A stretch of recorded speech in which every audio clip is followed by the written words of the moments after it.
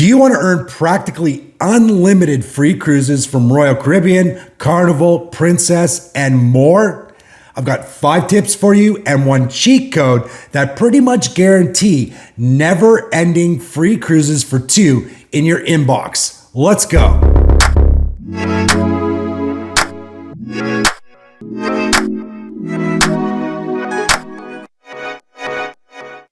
Hey, what's up? My name is Chris. Thanks for joining the video today. My channel is all about getting you aboard the world's biggest cruise ships for a heck of a lot less using casino comps. Today, I have 5 tips for you and a cheat code that are gonna help you get so many free cruises, you can't possibly take them all. And this is all using the casino's loyalty program. So what qualifies me to give you these tips? Well, over the last 5 years, I have been on 35 free cruises, completely comped, no fare. 25 of those have been with Royal Caribbean, over 170 nights at sea, and I lose an average of about $50 a day in the casino. When you look at what it actually costs to cruise, if you're paying for your cruise fare, it's going up all the time. It's probably between $150 to $250 a day, depending on sailing, cruise ship, and stuff like that. So I have 5 tips for you based on my experience on how I do it. Plus, I've got an easy button at the end in case you don't want to have to do a bunch of tracking and stuff. Something that's going to practically guarantee you're going to get all of these great marketing offers, which will generally include cruise fare for 2, sometimes some free play, and drinks while you're playing in the casino. All right, let's get right into it. Tip number 1, always stick to slots and minimum bet. So why do you stick to slots? Well, if you're playing table games, you're really relying on the dealer and the pit boss to rate your play appropriately. So if they're not paying attention, they could give you a lower rating. You may not earn all the points you want to earn.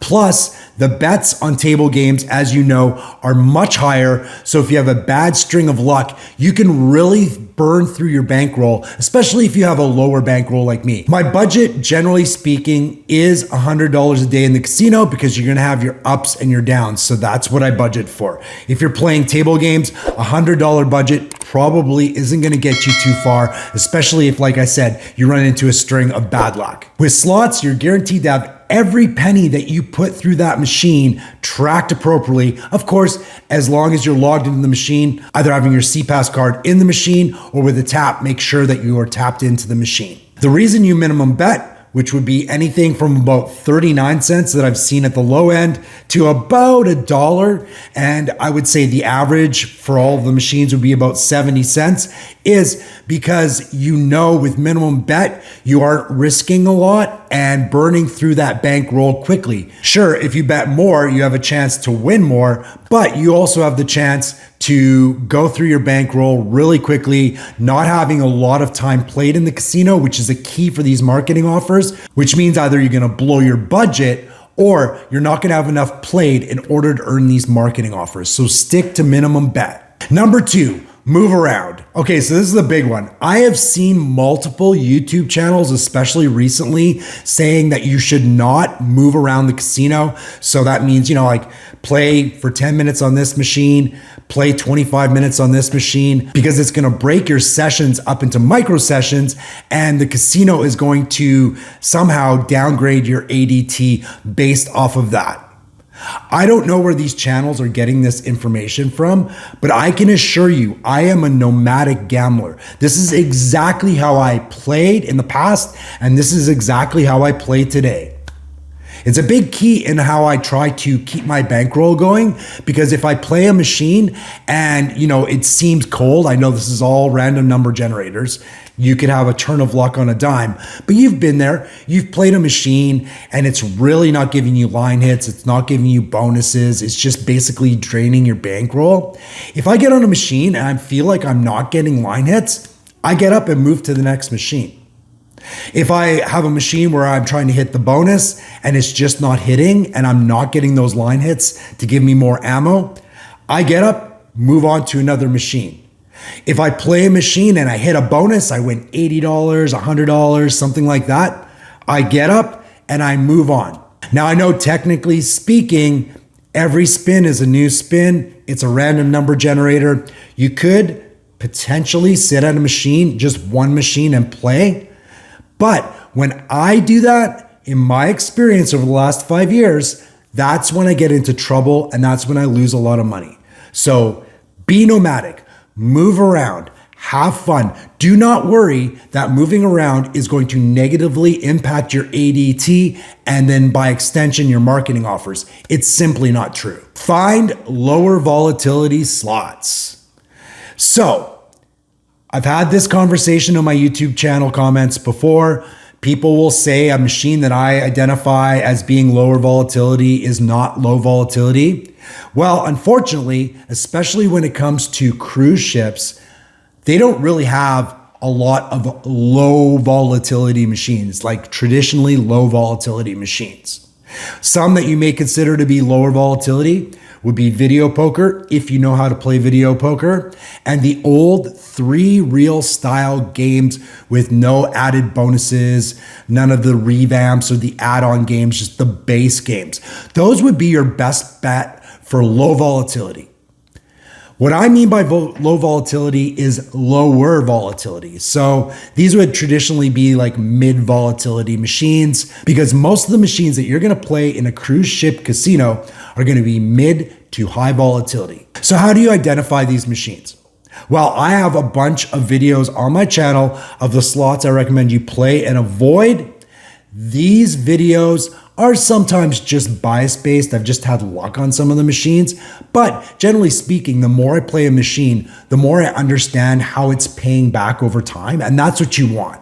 A high volatility machine may not have line hits. The line hits may be very poor. And they will drain your bankroll because those machines are more based on bigger payouts. So you'll go a long time without really winning anything, and then you may win something bigger. That's the volatility. A lower volatility machine will pay you back more as you play. Better line hits, more frequent line hits, more frequent bonuses. So your payouts or your wins may not be as big as the high volatility machines, but they will be more consistent. And that's what you want, because you want to keep your bankroll as long as possible. Read your luck and stick to your budget. So this is a big one and it's really hard to do, but some days you just don't have it. I've had days where it's just my return to player has been like 50% or 60%, something really terrible. And I'll have my $100 budget. I'll blow through that in like 25 minutes.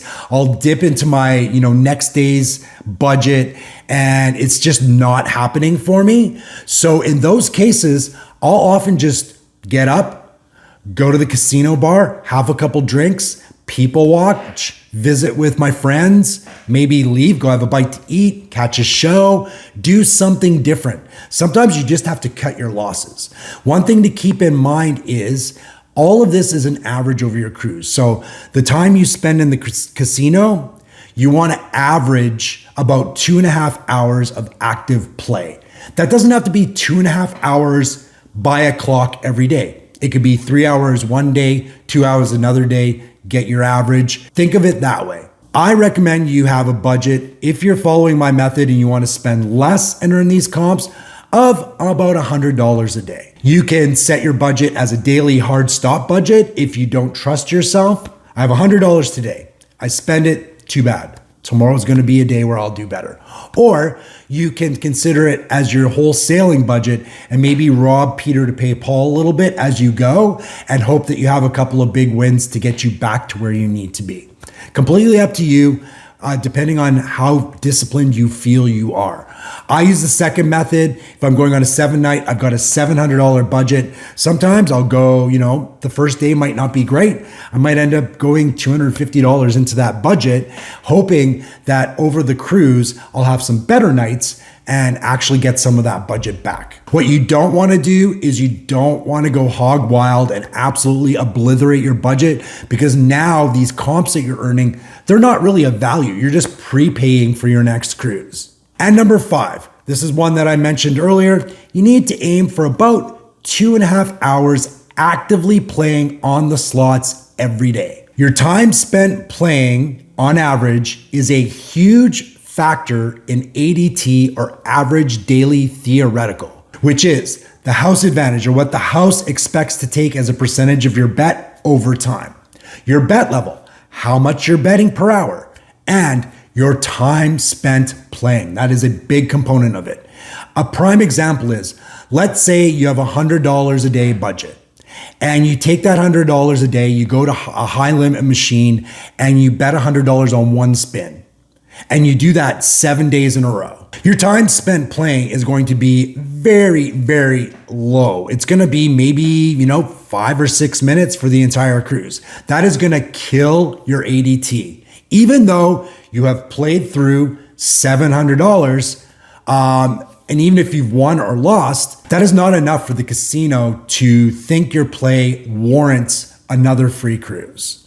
Now, if you take that same $100 a day, you're min betting, you're probably going to end up being able to play 2 hours, 2.5 hours, maybe more on average. That is going to be very attractive to the casino, and that is what's going to result in these practically unending marketing offers. So it's not as much about your investment as it is about how much time you can actively play.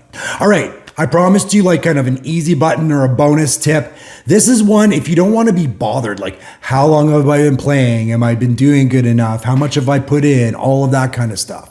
So if you want to keep it easy, make sure that you earn on average 100 points per day on Royal Caribbean or 250 points per day on Princess and Carnival.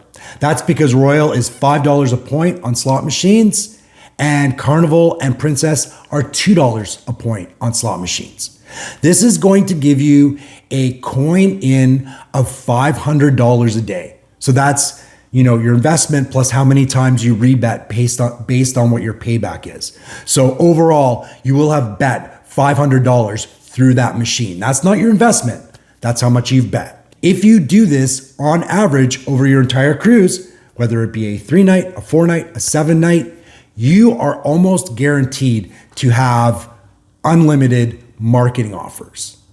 Now, marketing offers aren't based on points, but if you're minimum betting on slots, which you should always be doing, and you earn 100 points, that means your time spent to actively be pressing all those buttons and playing is going to take you hours, 2.5 hours, maybe a little bit more, maybe a little bit less. That's going to be a safe number for you to practically ensure that you're just going to get tons of marketing offers. Right now, I have about 6 or 7 offers with Royal Caribbean. I have 3 with Princess, and I think I have 4 with Carnival. And that's going into the busy season. All of these cruise lines are well booked through the summer. That's their high season. So offers do tend to be less. And I have noticed I do have less on all of these cruise lines.